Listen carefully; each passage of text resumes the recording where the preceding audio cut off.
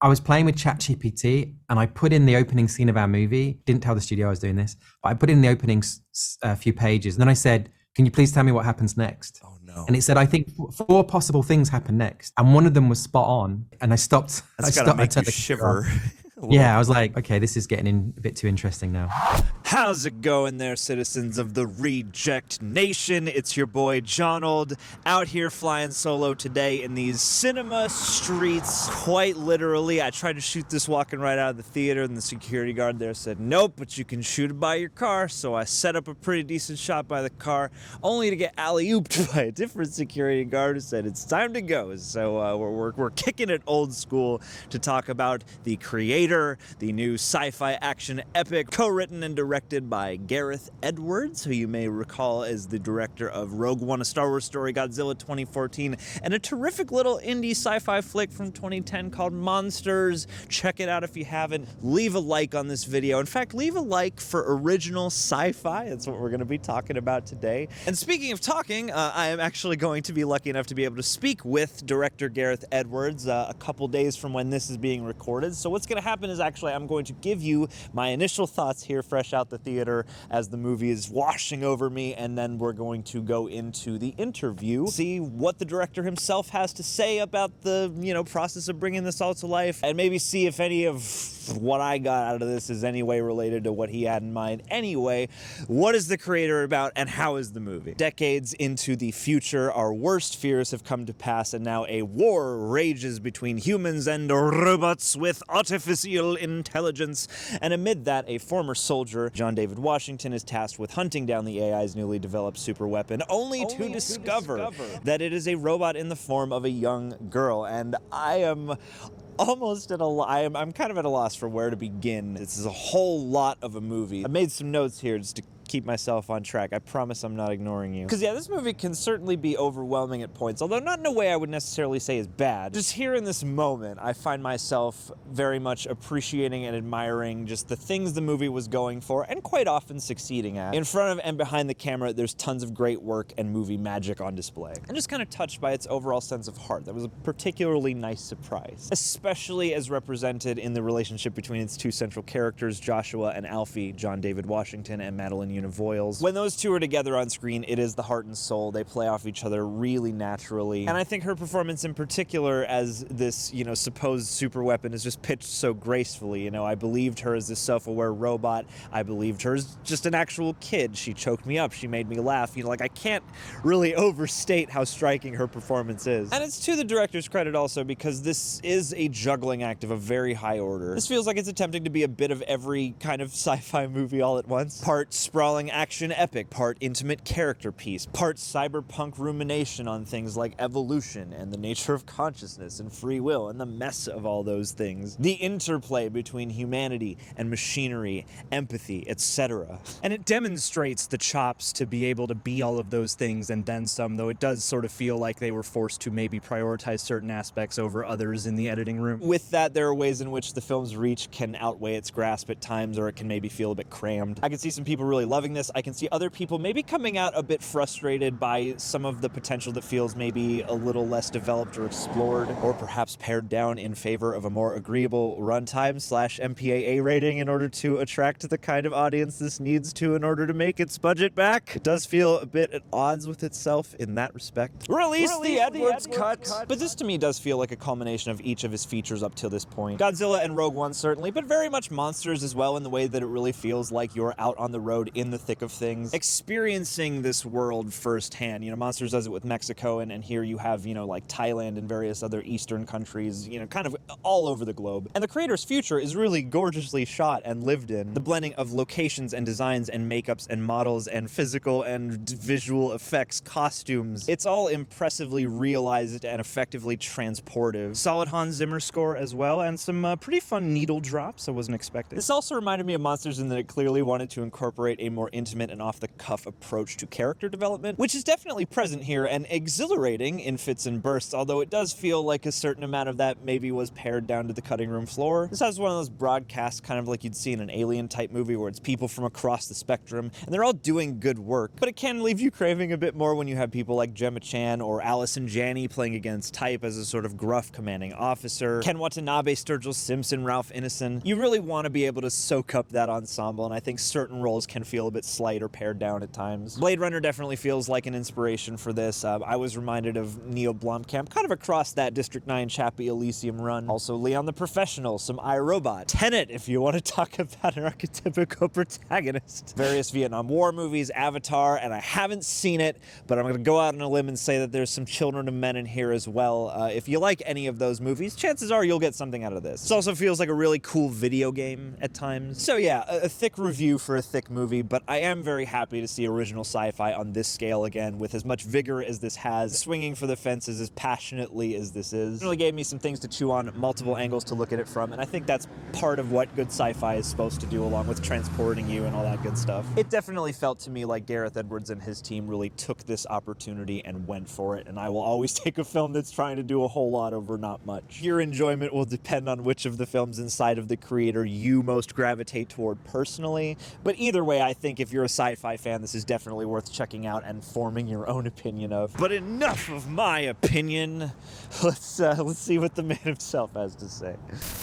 Gareth, it's a huge honor to be talking to you right now. I've been a fan of, Monsters and Godzilla and Rogue One up until this point, and just, I don't know, to be here right now and as a big fan of sci-fi, this is super cool. So thank you for taking the time out. No, thanks for having me. Thank you. Yeah, absolutely. And I mean, this movie, watching this kind of felt like a culminative experience just based on, those other things that you've done. It brought in some of that, character intimacy that a Monsters maybe has, but all that scope of the others.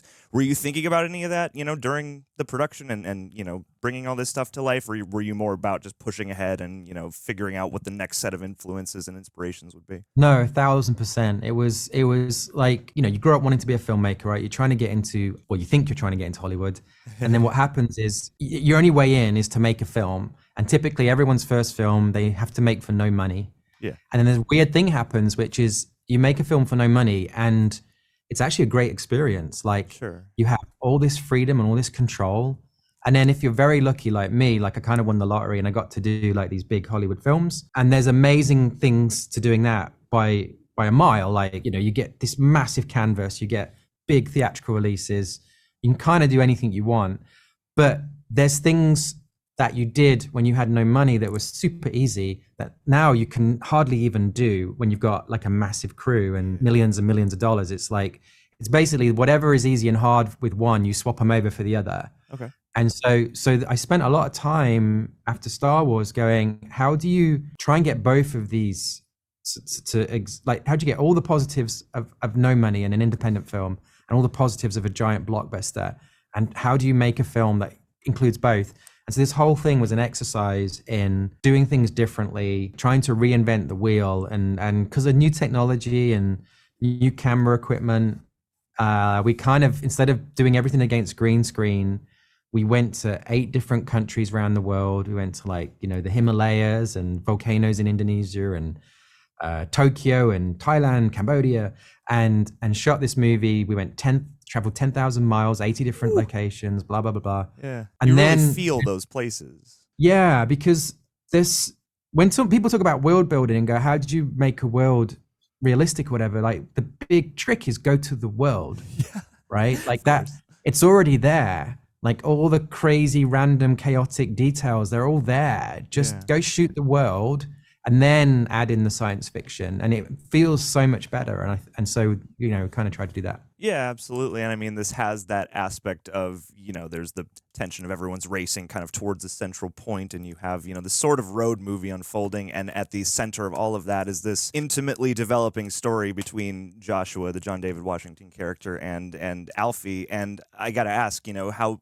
working with both John David and Madeleine Yuna Voyles, like, that performance, kind of blew me away, because I'm like, this kid is so real and endearing, and yet I'm also like crying and stuff. Like, how did you go about building both the chemistry between them and that growth, but also working with her in particular and building that performance? Because it's very striking. it was, I think we both knew, me and John David both kind of understood that the most important thing that could happen on set was that he bonded with Madeleine. And Madeleine is like way beyond her years.